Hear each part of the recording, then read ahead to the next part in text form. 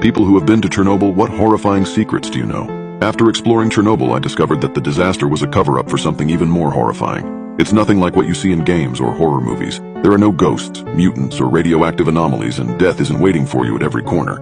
Actually, I think it's one of the most peaceful and prettiest places on Earth. When my friend Alexei decided to go there, he knew who to contact.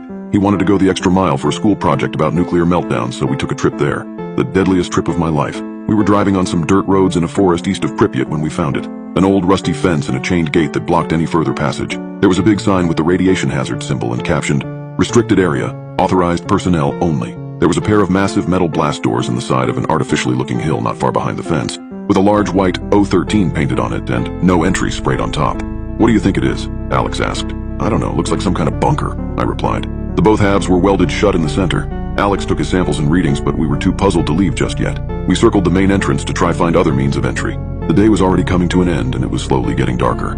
As we were searching, a thought crossed my mind. Why would they weld the doors? What's so important inside that they went this far to keep people away? "Look, there's something there." Alex pulled me away from my thoughts. It was a concrete block a couple of meters large with what looked like vents on the sides. As I looked into the vents, I noticed that they were also sealed with heavy-looking steel hatches and no clear way to open them. However, there was also a somewhat smaller door labeled "Service Tunnel," with a large wheel on the outside. At first, the wheel wouldn't turn because of all the rust and dirt, but eventually it budged. The door unlocked. I pulled and it slowly started opening. Behind the door, there was a small platform and a tight vertical tunnel with a ladder. What caught my attention was that there was an identical locking mechanism on the inside. That meant that they could lock the door from both sides. But why? We were lucky, because if they had locked it from the inside too, there would be no way to get in. I stepped inside and shined my phone light down the shaft. It wasn't strong enough to hit the bottom.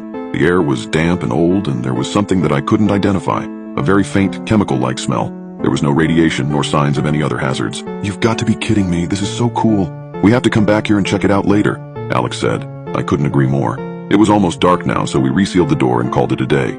But we promised ourselves to return. I immediately tried to do some research when I got home. Unfortunately, with no success. I texted my smart friend Pavel about it, and he said he would look into it and ask around. A week later, we packed our gear and went on with it. We brought some rope, heavy flashlights, glow sticks, Geiger counters, waterproof protective clothes, an oxygen meter, and a small emergency scuba tank just in case. We told our relatives and friends about our trip and when we're expecting to return. We closed the door behind us as we descended down the access shaft. We followed the tunnel and reached another door, but this time it was a regular one, not the heavy bunker type. There was a simple map with the layout of the facility floor by floor. We were on floor 0, main entry hall. There were another 4 floors below us. Floor -1, offices, security, and recreation, floor -2. Secure laboratories, floor -3. Accelerator, clean room, decontamination chamber. Floor -4, experiment site. The map was titled Object 13. It wasn't a military bunker. This was a research site. We took a set of stairs, since the elevators were of no use without power. I stepped